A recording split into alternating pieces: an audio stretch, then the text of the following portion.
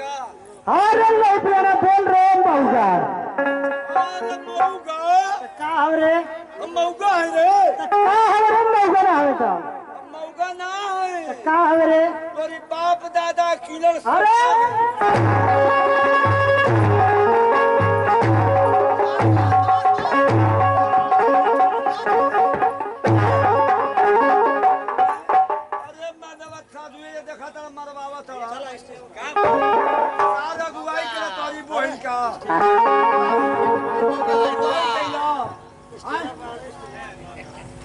हमार दोस्ता उसमें प्यार बाबू काले में खूब बढ़िया टेंच माल चाहिए निम्न शरीर को चाहिए दहेज ढेर चाहिए तो मैं हमार दोस्ता ठीक है माल मिला बाकी मारत में आके से तेरे घर में ना रह तेरे घर में ना रह रुक काहे ना रही हमारे घर में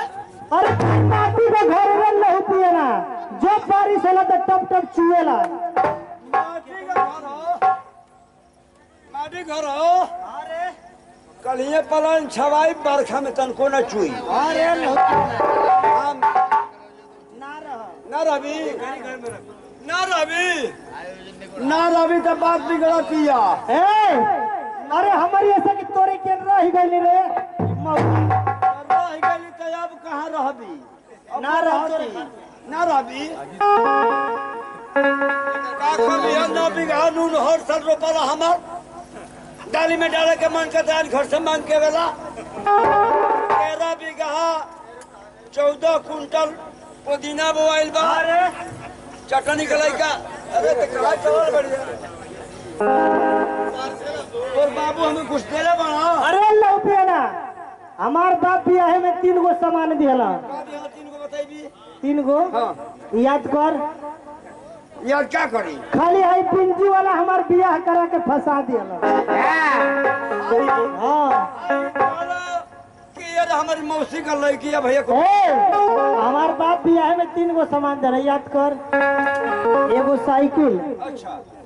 3500 कर हाँ साइकिल रहे कि ना रहे हाँ साइकिल है एगो साइकिल रहे एगो घड़ी रहे आ एगो रेडियो रहे अब कर लेबा साइकिल घड़ी रेडियो है ना इतना गाज दिया भैया हम उठी ना पाए अरे हमार बाप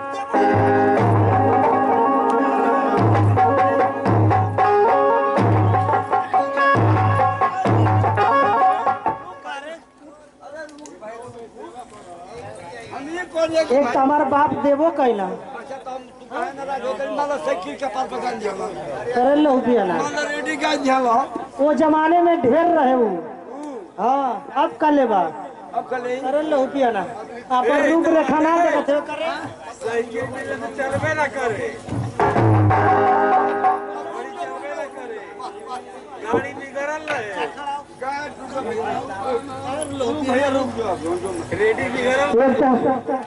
दो गलवा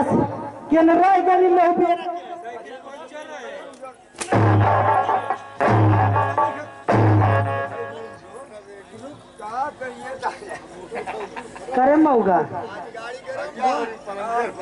रहब ना तोरी के भले बिंजू मास्टर के चल जाए अरे ना रवि अरे भाई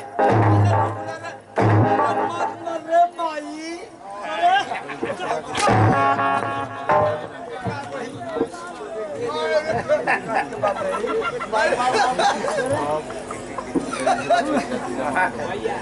ना रह तोरे घर में जाती नहीं हर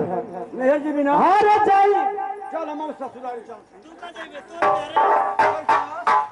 हमार सब के हुआ और के बा बताइए हमार माई बिया हां भाई बिया भाई बाला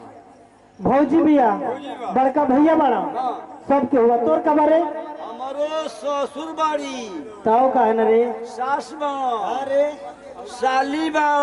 ताऊ कहा ना साला बाड़ी पैसा धुआ के लेके अगोर ससुरा के अरे पहले बतिया सुन ला बात बेचारा ना कोई हां और बताओ जब जइबे ना तो हमार बाबूजी कुकुर रखले हम तोरी माई के छोड़ दिया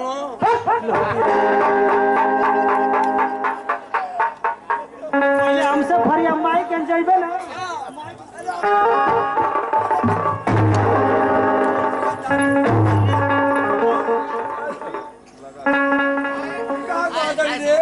हमसे फरियाद रे मौका बाबू कुकुर रखले बाड़ा ये लोग भी तो माइक इनका जात हवे मन हम जाई के तोरी माई के छोड़ के रखले ताऊ कहा ना मैंने बतिया इतना मार मरवाई भाई चैनल वाले लोग से ना तो फिर सट्टा कर लखना रह अच्छा ही बता मैंने तोर कोहे के मतलब ई बटे कि ससुरारी में जइबा त कुकुरा रखले बड़ो तो हमरो के बने कुकुरा की घर यही है ना भूखेला भूखेला कुकुरा भूखेला हो हाँ रे अच्छा क्योंकि भूखेला बाप तकले हाँ ऐसे बताइए अरे केहू दरवाजे पे आ जाला तो भोकेला कुकुरा मैंने पहले जे लिया है लोग तोर माई लिए ले कि तोर बाबूजी ये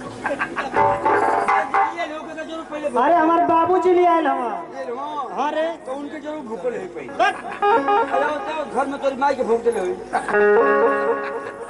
हे भगवान तब मैंने केहू के देख हमके तो भूखल बाकी हाँ रे सुनो हमारी भूखला से डर नहीं खे हाँ हमार डर बाटे हाँ हमके पीछे से भूखी तो नहीं खे तनको डर अच्छा हमके आगे से भूखी तो डर बा जाए जाए मार साहब उहे मैंने समझ जो तोर वाला गड़बड़ हो जाए तो काम हेलो